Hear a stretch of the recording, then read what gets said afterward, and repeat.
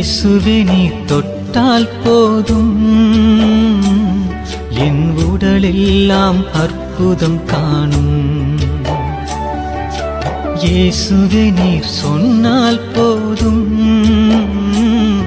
என் மனமெல்லாம் சுகமாய் மாறும்.